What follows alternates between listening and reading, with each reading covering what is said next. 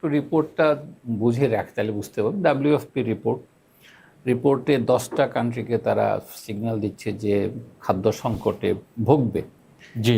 এবং এই 10টা কান্ট্রির মধ্যে যদি আমি লিস্টটা একটু দেখি তাহলে দেখবেন আফগানিস্তান আছে, বাংলাদেশ আছে, কঙ্গো আছে, আফ্রিকার দেশ, মায়ানমার আছে, Nigeria, Pakistan, south Sudan, Syria, Yemen. এই 10টা কান্ট্রির মধ্যে 7টা কান্ট্রি যুদ্ধ বিগ্রহের মধ্যে আছে। এর বাইরে আছে 3টা কান্ট্রি, বাংলাদেশ, নাইজেরিয়া আর পাকিস্তান। এরা যুদ্ধের মধ্যে নাই। বাকি 7টা কান্ট্রি যুদ্ধের মধ্যে। সো প্রথম হিসাব হচ্ছে যে খাদ্য সংকট পৃথিবীব্যাপী হবে, এটা আমরা অনেকেই বলছি।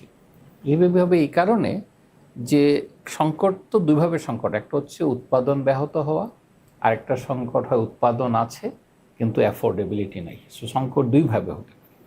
এখন বাংলাদেশের ক্ষেত্রে আমি অতটা চিন্তিত না, যে সেন্সে সবাই বলছে যে দুর্ভিক্ষ জাতীয় কিছু হবে, তা হবে না। কিন্তু আমাদের দেশে বুঝতে হবে যে আমাদের দরিদ্র জনগোষ্ঠীর মধ্যে প্রায় 6 থেকে 8% এরা ঠিক মতো খেতে পায় না, এবং সেই সংখ্যা ওই 1 কোটির কাছাকাছি।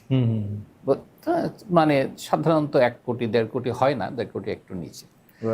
হয়তো WFP সেই হতদরিদ্র যাকে আমরা বলি আমাদের হিসাবে, যারা দুবেলা পেট পুরে খেতে পারে না, তাদের চিন্তা কিন্তু বাংলাদেশে নতুন না।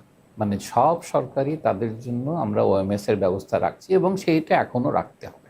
তাহলে প্রথম দৃষ্টিতে আমরা যদি মনে করি একেবারে কি দুর্ভিক্ষ অবস্থা দেখা দেবে কিনা, আমার আনসার হচ্ছে না, এটার সম্ভাবনা খুবই কম।